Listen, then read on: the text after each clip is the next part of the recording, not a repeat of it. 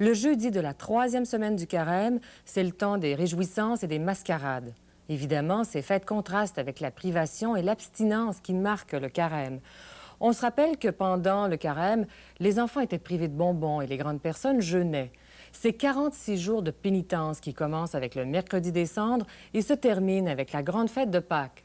Notre collègue de Sept-Îles, Jean-Pierre Rochon, nous emmène à Natashquan, où la semaine dernière, les gens du village ont fêté une fois encore la mi-carême en se costumant et en passant de maison en maison. Entre Sept-Îles et Blanc-Sablon, il y a 1000 kilomètres d'îles et de plages. Des pêcheurs y ont fondé des villages et s'entêtent à y vivre malgré l'oubli et l'absence des services que d'autres jugeraient essentiels. Au milieu de ce territoire, le village de Natashquan, qui atteint bientôt les 400 personnes, fut fondé en 1855 par une dizaine de familles provenant des îles de la Madeleine. C'est dans un grand renfort de masques et de costumes qu'à chaque année, on y organise la mi-carême.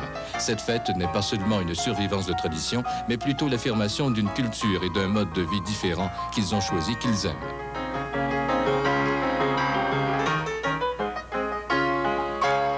Cette année, oui, quelques-uns, 3 ou 4.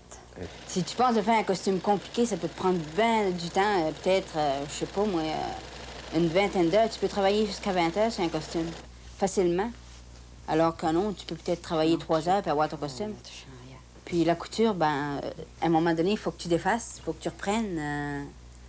C'est presque pas comptable les heures que tu peux passer là-dessus. Un costume par soir, c'est la tradition. Si tu fais la mi-carême 5 soirs, tu fais 5 costumes. Alors, à ce moment-là, si tu mets 25 $ par costume, tu peux prendre 150 $ pour faire la mi-carême pour une seule personne, facilement. Mais on aime ça, puis on le fait de même.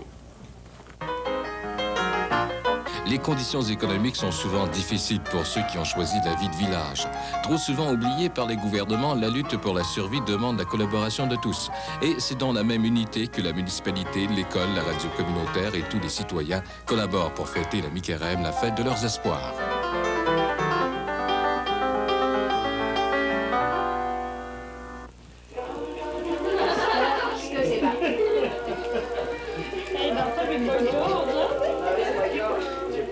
Moi, ça fait 13 ans que je fais de la mi-carême. Ça fait plus que 13 ans. 13 ans comme adulte, parce qu'enfant, je fêtais la mi-carême.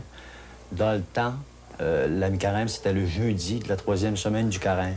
Ça durait le jeudi et le vendredi. Mais depuis, comme je disais auparavant, une bonne dizaine d'années, on fait de la mi-carême 5 soirs. Il y a quelques personnes qui se déguisent le lundi. On dit que c'est pour casser la glace, pour donner le goût aux autres, faire penser aux autres que c'est la mi-carême.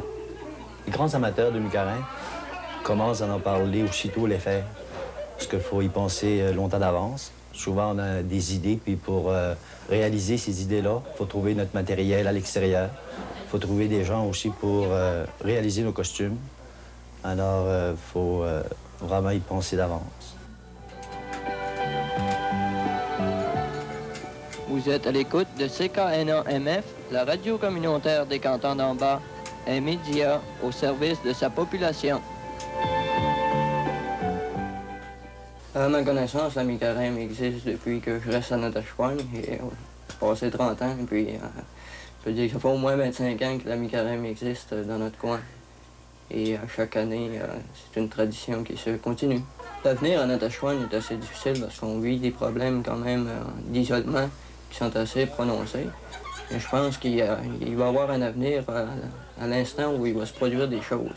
Entre autres, je pense à l'avènement de la route 138. Si la route se fait, naturellement, on va avoir des possibilités, que ce soit au niveau touristique, que ce soit l'industrie de la pêche, l'industrie de la forêt. Il y a un paquet de possibilités. Mais je pense que tout ça doit passer par la route. Je croirais que l'avenir de Natashquan, ça peut être la route qui serait, en tout cas, une bonne porte de sortie pour l'avenir. Natashquan, pour moi, c'est important. D'abord, c'est le lieu où j'ai toujours vécu à partir de ma naissance. Les gens me plaisent aussi. Travailler avec les gens, en collaboration avec tout le monde ici, c'est très intéressant. Et je pense que j'aurais pas pu me passer de vivre à Natashquan. La ville, j'aurais eu la même opportunité que les autres d'y aller, mais ça ne m'intéressait pas du tout. J'aimais mieux revenir dans mon milieu puis faire du travail ici, à travers les gens que je connais. La mi-carême, je dirais que ça mobilise à peu près tout le monde. Naturellement, à mesure que tu t'essayes de faire des idées nouvelles, moi je me souviens, il y a peut-être une quinzaine d'années, la mi-carême, c'était surtout des créations d'animaux. Alors qu'aujourd'hui, tu vas voir comme hier soir, par exemple, on a vu 2 personnes passer avec une idée d'antenne parabolique.